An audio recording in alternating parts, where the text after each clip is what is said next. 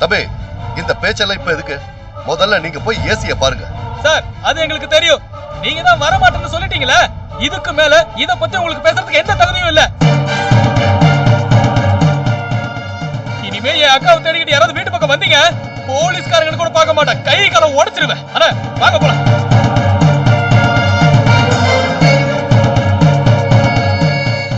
Sir, எதுக்கு sir வர தேக்குறீங்க?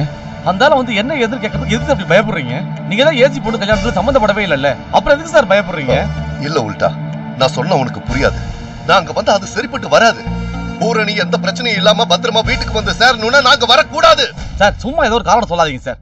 சராசரியா எல்லா போலீஸ்காரமா நீங்க நடந்துப்பீங்கன்னு எதிர்பார்க்கவே இல்லை சார். சத்தியமா சொல்றேன், நான் ரொம்ப ஏமாற்றத்தோட போறேன். ரொம்ப வருத்தமா இருக்கு சார். உல்டா உல்டா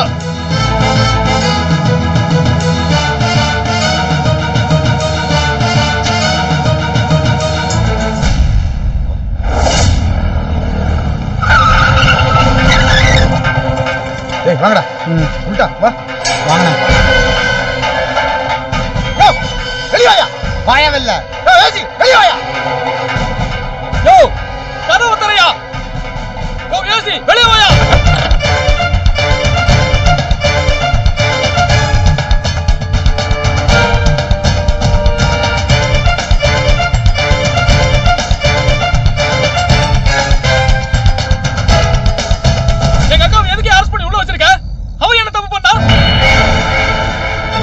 டேய் தப்பே பண்ணிருக்கட்டும்டா. வாரண்ட் வாங்கி ஆபீஸ்ல அரெஸ்ட் பண்ணிருந்தா சொல்லிட்டு தானே பண்ணிருக்கணும். உள்ள பிடிக்கிற மாதிரி பிடிச்சி உள்ள வச்சிருக்கீங்க. வெள்ளன் போய் எங்க அக்காவை. சார், ஏதோ தப்பு நடந்திருக்கு சார். பூரணியை தப்பா அரெஸ்ட் பண்ணிருக்கீங்க. தப்பு பண்ற பொண்ணு பூரணி இல்ல சார். கொஞ்சம் நிதானமா யோசிச்சு வெளியே விட்டுருங்க சார் ப்ளீஸ். யோ யாரு நீங்களா?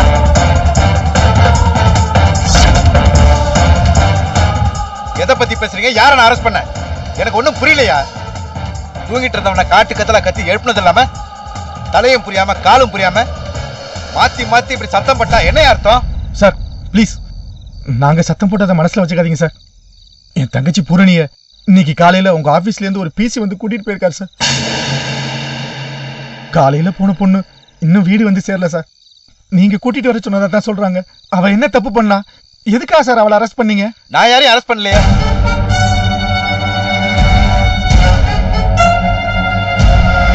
சார், பொய் சொல்லாதீங்க சார். காலையில அரெஸ்ட் பண்ண பிசியை நாங்க வழியில பார்த்து பேசிட்டு தான் சார் வரோம். நீங்க தான் கூட்டிட்டு வந்தீங்கன்னு தெரியும் சார். அவ என்ன தப்பு பண்ணான்னு சொல்லுங்க, நாங்க போயிடுறோம்.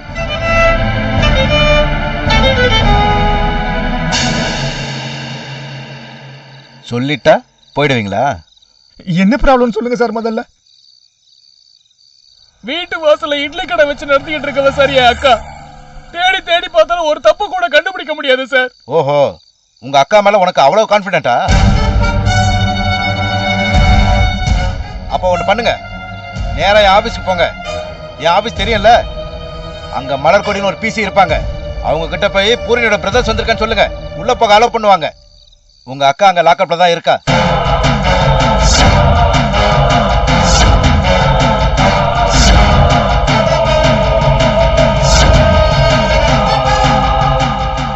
அவங்கள நேர்ல பார்த்து ஏசிக்கு நீ என்னக்கா துரோகம் பண்ணன்னு கேட்டுட்டு அப்புறம் வந்து என்ன பாருங்க.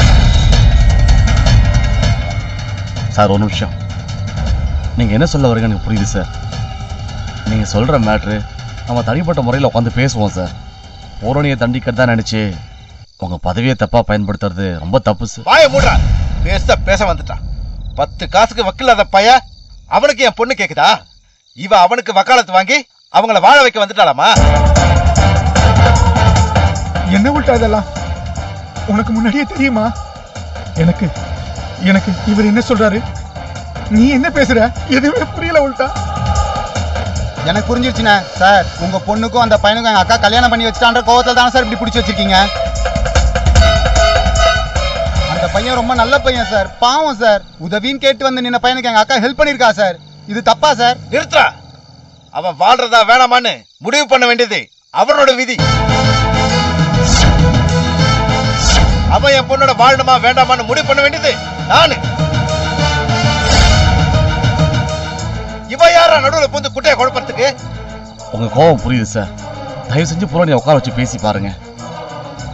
நிச்சயமா ஒரு நியாயமான காரணம் இல்லாம பூரணி இந்த கல்யாணத்தை நடத்தி வச்சிருக்க மாட்டான் ஏய் சார். அவன் என்ன புரோக்கரா ரிஜிஸ்டர் ஆபீஸ் அதிகாரியா இல்ல கோயில்ல மந்திரம் சொல்ற ஐயரா அட்லீஸ்ட் சொந்தக்காரியா இல்ல பெத்தவளா அவ யாரா என் பொண்ணு வாழ்க்கையை தீர்மானம் பண்றதுக்கு சார் ப்ளீஸ் சார் ஆத்திரப்படாதீங்க சார்.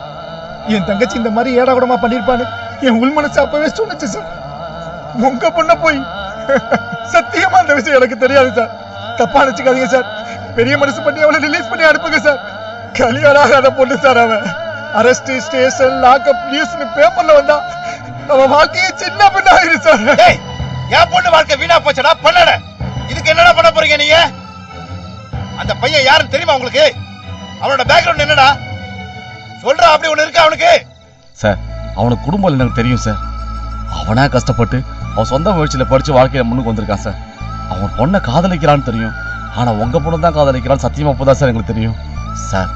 காதலுன்னு வந்ததுக்கு அப்புறம் குடும்பம் என்ன, அப்பா யாரு, பேக்ரவுண்ட்லாம் என்னன்னு பார்த்துக்கிட்டு இருக்க முடியாது சார். பார்க்கணும்டா கண்டிப்பா பார்க்கணும். ஆசைப்படுறதுக்கு தகுதின்னு ஒண்ணு இருக்கு. நிலாவை காட்டி சோறு விட்டுற அம்மாக்கெல்லாம் தான் குழந்தைக்கு நிலாவை பிடிச்சு தரணும்னு நினைக்கிறது எவ்வளவு பெரிய அபத்தமோ அதே மாதிரி அபத்தம் தான்டா இது. என் பொண்ணை நான் எப்படி வளர்த்தேன்னு உங்களுக்கு தெரியுமா? தாய் இல்லாத பொண்ணுன்னு தாய்க்கு தாயா தகப்பனுக்கு தகப்பனா பார்த்து பார்த்து வளர்த்தடா. அவளுக்கு என்ன செய்யணும் எப்படி செய்யணும்னு எனக்கு தெரியும். இவன் யாரு அவ கல்யாணத்தை நடத்தி வைக்கிறதுக்கு? உங்க வேதனை எனக்கு புரியுது சார். என் தங்கச்சி பண்ண தப்புக்கு நான் உங்கள்ட்ட மன்னிப்பு கேட்டுக்கிறேன் சார். தயவு செய்து என் தங்கச்சியை தண்டிச்சிடாதீங்க சார். உங்க காலில் வேணாலும் விழுகிறேன் சார். மன்னிப்பு கேட்டுக்கிறேன்னு சொன்னா முடிஞ்சிருமா? என் பொண்ணு போயிட்டாளடா. எவனோ ஒரு தருதலா அவ கழுத்துல தாலி கட்டிட்டு போயிட்டானே. நான் பெத்த பொண்ணை உன்னால திருப்பி தர முடியுமாடா?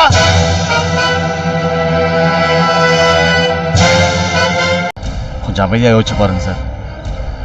உங்க பொண்ணு இந்த பையனை விரும்பினா அவனை கல்யாணம் பண்ணிக்கணும் தான் உங்க பொண்ணும் ஆசைப்பட்டா. அதுவும் நீங்க தான் அந்த கல்யாணத்தை நடத்தி வைக்கணும் உங்க பொண்ணு ஆசைப்பட்டா. அதானே சார் நடந்துச்சு. ரொம்ப புத்திசாலித்தனமா நடந்துக்கிட்டீங்கல்ல. நானும் புத்திசாலித்தனமாவே இதை தண்டிக்க முடிவு பண்ணேன். இத பாருங்க, உங்க அக்காவை நான் இன்னைக்கு பார்க்கல, ஒரு வார்த்தை கூட பேசல. அவளை என் ஆபீஸ்க்கு கூட்டிட்டு வர சொன்னதோட சரி. அவளை விசாரிக்கல, மிரட்டல, அடிக்கல, உதைக்கல. இன்னும் கேஸ் கூட எழுதல, எஃப்ஐஆர் போடல, ஒண்ணுமே பண்ணல.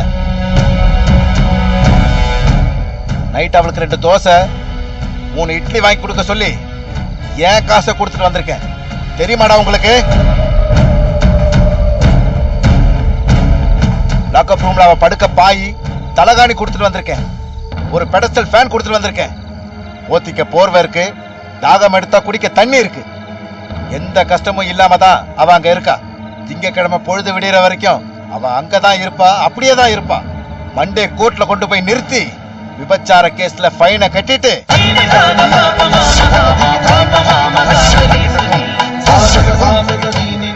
வெளியில கொண்டு வந்து ரிலீஸ் பண்ணி விடுறேன். அப்ப வந்து கூட்டிட்டு போங்க உங்க அக்காவை.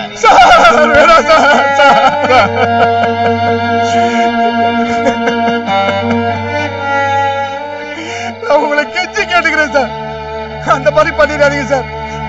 நாங்க குடும்பத்தோட தற்கொலை பண்ணி செத்து போயிடுவோம் சார்.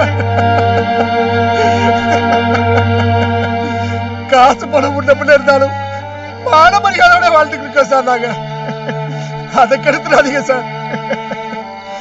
எங்களை மன்னிச்சிருங்க சார். எங்களை மன்னிச்சிருங்க சார். எங்களை மன்னிச்சிருங்க சார். என் தங்கச்சி செஞ்ச தப்புக்கு நான் உங்கள்ட்ட மன்னிப்பு கேட்டுக்கிறேன் சார். அவன் வாழ்க்கையை பாழாக்கிறாதீங்க சார். பெத்த அப்பா அம்மாவை சாகடிச்சிடாதீங்க சார்.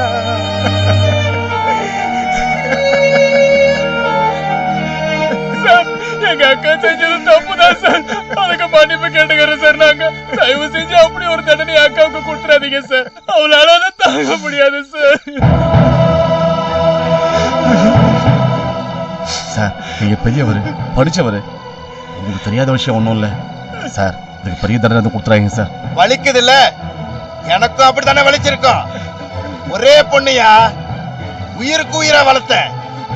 அவ பிறந்த நிமிஷத்துல இருந்து பார்த்து பார்த்து எல்லாத்தையும் செஞ்ச வேண்டாம். அவ கல்யாணத்தை நடத்தி வைக்க எனக்கு தெரியாது. புரியுது சார். என் அக்கா செஞ்சது சரியா தப்பான்னு பேசுற யோகிதை கூட இங்க யாருக்கும் கிடையாது சார். இப்ப பவர் தெரியாம விளையாடிட்டா சார். அது தப்புன்னு இப்ப எங்களுக்கு நல்லா புரிஞ்சிருச்சு சார். தயவு செஞ்சு அவளை மன்னிச்சு விட்டுருங்க சார். கெஞ்சி கேட்டுக்கிறோம் சார்.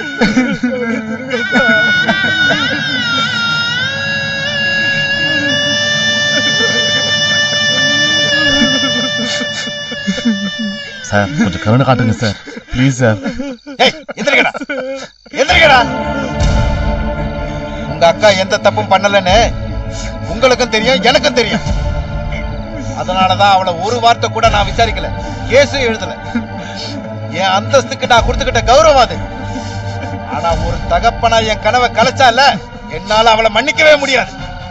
அதனாலதான் அவளை கூட்டிட்டு வர சொல்லி லாக்அப்ல வச்சேன். விபச்சார கேஸ்னு ஒரு வார்த்தை சொன்னதும் காலில் விழுந்தீங்கல்ல, இந்த பயம் அப்ப எங்கடா போச்சு? எங்க போச்சு சொல்லுங்கடா, எங்க போச்சு? சொல்லி வை உங்க அக்கா கிட்ட. இதோட எல்லாம் முடியணும், இதோட எல்லாத்தையும் நிறுத்திக்கணும். இனிமே வேற யாருக்காச்சும் காதல் கல்யாணம் நடத்தி வைக்கிறேன், திருட்டு கல்யாணம் பண்ணி வைக்கிறேன்னு கிளம்புனா செத்துருவா அவன்.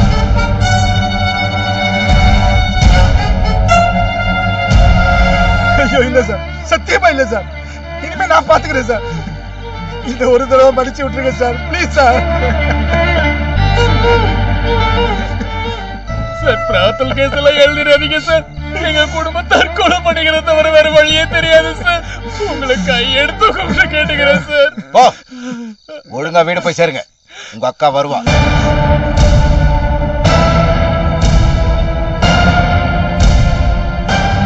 போங்கன்னு சொல்றேன்ல. அவளுக்காகவோ உங்களுக்காகவோ நான் விடல. நானும் பொண்ணை பெத்தவன். உங்க அப்பா அவர் பொண்ணை காணாம எப்படி எல்லாம் துடிச்சாரு, இங்க வந்து எப்படி எல்லாம் கதறினான்னு உங்களுக்கு தெரியாது.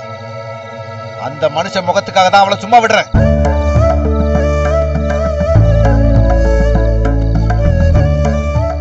காலையில வீடு வந்து சேர்வா. கூப்பிட்டு வச்சு நல்ல புத்திமதி சொல்லுங்க, புரியுதா? ரொம்ப நன்றி சார். இந்த உதவி நாங்க சாகுற வரைக்கும் மறக்க மாட்டோம். தெய்வம் சார் நீங்க. யாருக்கு சார் இந்த மனசு வரும்? ஐயப்பா என்ன சொன்னாரு கேட்டியா? கேஸ் எழுத போறது இல்லையா, பூரணியை விட்டுன்னு சொல்லிட்டாரா சார். உங்களை மறக்க மாட்டேன் சார். மறந்துருங்க, அதான் உங்களுக்கு நல்லது. Good night.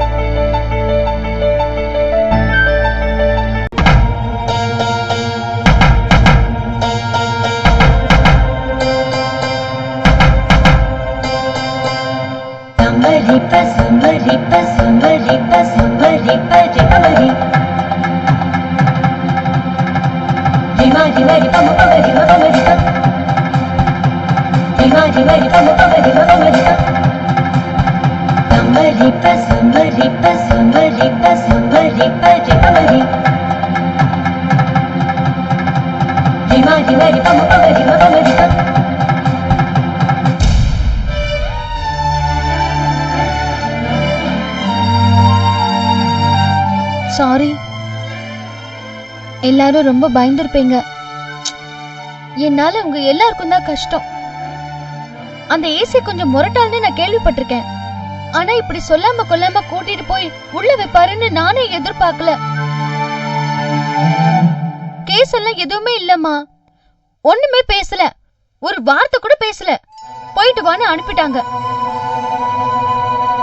ஐயோ, ஏன் யாருமே எதுவுமே பேச மாட்டேங்கிறீங்க? என் மேல கோவமா? அப்பா அப்பா நீங்களாவது என்கிட்ட பேசுங்கப்பா, ப்ளீஸ் பா. அம்மா கோச்சுக்காதம்மா, இது வரைக்கும் இப்படி ஒரு இன்சிடென்ட் நடந்ததே இல்ல. பதவியில இருக்கிற ஆளு அவரோட பவரை காட்டணும்னு நினைச்சிருக்காரு. அவரோட ஆங்கிள் இருந்து பார்த்தா நான் செஞ்சது தப்புதான், எனக்கே அது தெரியும். ஆனா நிறுத்தடி. என்னடி ஆனா? என்ன ஆனா? யார் சைடுல இருந்து பார்த்தாலும் நீ பண்ணது தப்பு தப்பு தானே. இல்லன்னு சொல்ல போறியா? இல்லன்னு சொல்ல போறியாடி? உன்னை கொண்டு போய் லாக்அப்ல வச்சவன் உன் மேல விபச்சார கேஸ போட்டு உன்னை கொண்டு போய் கோர்ட்ல நிறுத்தி அவனே ஃபைனை கட்டி வெளியில கூட்டிட்டு வருவான்னு எகத்தாளமா பேசிருக்கான். பரவாயில்லையா? போறியா? போறியாடி? லாக்கப்ல இருந்தவளுக்கு கோர்ட்டு படி ஏறதோன்னு பெரிய விஷயம் இல்லைன்னு சொல்ல போற அப்படிதானே?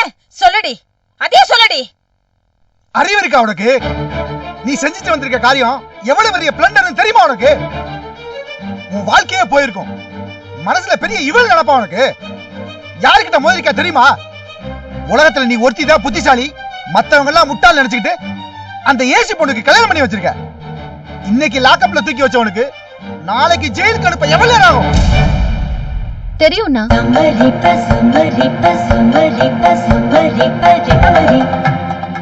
இதெல்லாம் நான் யோசிக்காம செய்யல.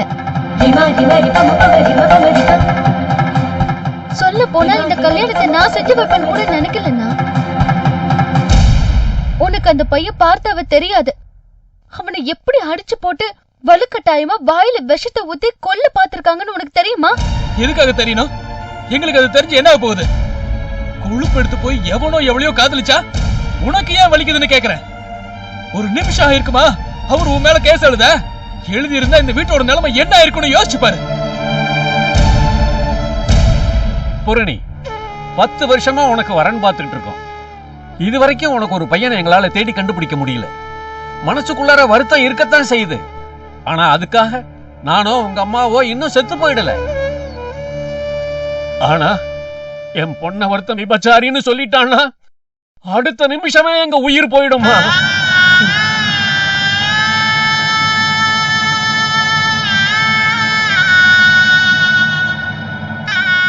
ஏண்டி ஏன் எல்லாரையும் இப்படி கொல்ற? நாங்க என்னடி பாவம் பண்ண உனக்கு? பக்கத்து அப்பா அம்மா தானே நாங்க.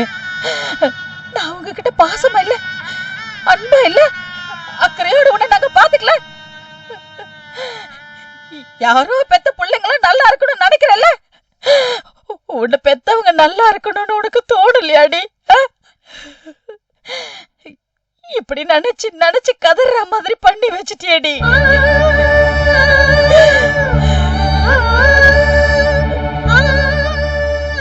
அக்கா, நீ ஒரு விஷயம் புரிஞ்சுக்கவே மாட்டேங்கிறக்கா. இது வரைக்கும் நீ செஞ்சது எதனா தப்பு நான் சொல்லிருப்பனா? இப்பவும் சொல்ல போறது இல்ல. ஆனா துணிச்சலுக்கும் அசட்டுத்தனத்துக்கும் நிறைய வித்தியாசம் இருக்குக்கா. ஏசி பொண்ணு விஷயத்துல நீ பண்ணது மொத்தமும் அசட்டுத்தனம். உனக்கு என்ன பவர் இருக்கு நீ அதிகாரத்துல இருக்கிறோட மோதிட்டு இருக்க? அதிகாரமா என்ன இலவோ அதெல்லாம் எனக்கு முக்கியம் இல்ல. எத்தனை தடவை சொன்னாலும் நீ திருந்த மாட்டேங்கிறதா எனக்கு எரிச்சலா இருக்கு. ஒரு பொண்ணை பெத்து வளர்த்து படிக்க வச்சு ஆளாக்கி இருக்காங்க. அந்த ஒரு பேரண்ட்ஸுக்கு கல்யாணம் பண்ணி வைக்க தெரியாதா? திரும்ப திரும்ப நீ இதே காரியத்தை பண்ணிக்கிட்டு இருக்க. உனக்குன்னு ஒரு நியாயம், உனக்குன்னு ஒரு கன்க்ளூஷன், உனக்குன்னு ஒரு தீர்ப்பு. நீ யாரு அடுத்தவங்களுக்கு கல்யாணம் பண்ணி வைக்கிறதுக்கு? முடிஞ்சா உனக்கு ஒரு மாப்பிளையை தேடிக்கிட்டு ஓடி போனேதானே?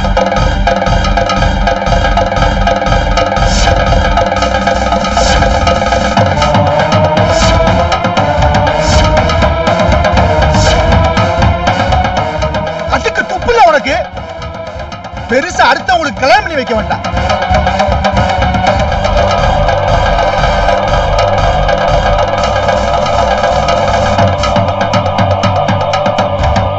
சும்மாரா, நானும் போனா போதுன்னு பொறுத்து பார்த்துட்டு இருக்கேன். நாளுக்கு நாள் இவ படுத்துற பாடு தாங்க முடிய மாட்டேங்குது. நீ தானே வந்து அந்த ஏசி வீட்டுக்கு என்ன பேசுறேன்னு தெரியாத உனக்கு? நாக்க புடுங்குற மாதிரி கேட்கல. நாண்டுக்கிட்டு சாலா போல சொல்ல உனக்கு. இந்த பைத்தியம் பிடிச்ச பொண்ணுக்காக முன்ன பின்ன தெரியாத அப்பகால விழுந்த மாடா. பெத்த தாய் தப்பகால என்னைக்காவது விழுந்துருப்ப மாடா. மனசு ஆற மாட்டேங்குதுடா. அக்கா, இந்த உலகத்துல நல்லவங்க கெட்டவங்க கலந்துதான் இருக்காங்க. அந்த ஏசி கெட்டவன்றதை நீயே தானே சொல்ற. நாள் வரைக்கும் அந்த கெட்டவனா தான் வாழ்ந்துட்டு இருக்கான். இது வரைக்கும் நமக்கு எந்த பிரச்சனையும் இல்ல. ஒருவேளை அந்த கெட்டவனா நம்ம பக்கம் திரும்பிட்டான்னு வை, நம்ம என்னக்கா பண்ணுவோம்? நாமெல்லாம் மிடில் கிளாஸ்மா. மிடில் கிளாஸ்னா என்னன்னு தெரியுமா உனக்கு? தர்மத்துக்கு பயந்து, மனசாட்சிக்கு பயந்து, 4 பேர் என்ன சொல்லுவாங்களோன்னு பயந்து, நாளைக்கு பொழுது எப்படி விடியுமோன்னு நினைச்சு பயந்து, மாசம் ஆனா விலைவாசி எங்க ஏறுமோன்னு நினைச்சு பயந்து, வீட்டுல கல்யாணம் ஆகாம இப்படி ஒரு பொண்ணு இருக்கிறாளேன்னு நினைச்சு பயந்து பயந்து பயந்து வாழ்க்கை பூரா பயத்திலேயே வாழ்ந்தவம்மா நான். உங்க அண்ணன் கத்துறானே அதுக்கு காரணம் அந்த பயம்தான். உங்க அம்மா அழுகுறாளே அதுக்கு காரணமும் அதே பயம்தான். பயம் வேணும்டி, பயம் வேணும். யாருக்காச்சும் எதுக்காச்சும் பயந்து தாண்டி ஆகணும். இப்படி யாரு மேலுமே பயம் இல்லைன்னு இருக்கிறது ரொம்ப தப்பு. துணிச்சலா செய்யறதுக்கும் துடுக்குத்தனமா செய்யறதுக்கும் உனக்கு வித்தியாசம் தெரியல இல்ல? ஏங்கா ஏசி கெட்டவர்னு எப்படிக்கா சொல்ற? உன்னை ரிலீஸ் பண்ண சொல்லி நாங்க போய் கேட்டப்போ அவர் என்ன சொன்னார் தெரியுமா? உங்க அக்கா செஞ்ச காரியத்துக்கு விபச்சார கேஸ்ல உள்ள தள்ளி பெர்மனண்டா அவ கழுத்துல போர்டு மாட்டுறதுக்கு எனக்கு ரொம்ப நேரம் ஆகாதுன்னு சொன்னாருக்கா. ஆனா நானும் பொண்ணை பெத்தவன், உன் வேதனை எனக்கும் தெரியும், அதனால ஒண்ணு பண்ணாம சும்மா விடுறேன்னு சொன்னாருக்கா. இப்படி பேசுற மனுஷன் ரொம்ப கெட்டவராக்கா? அப்புறம் எப்படிக்கா நீ கெட்டவர்னு சொல்ற? முரடி, நான் உன்னை ஒரு கேள்வி கேட்கிறேன், நியாயமா பதில் சொல்லு. உனக்கு நாங்க என்ன கல்யாணம் பண்ணி வைக்கலன்னு பழி வாங்குறதுக்காக ஊர்ல உள்ள பொறுக்கி பசங்களுக்கா கல்யாணம் பண்ணி வச்சு எங்களை குத்தி காமிக்கிறியா?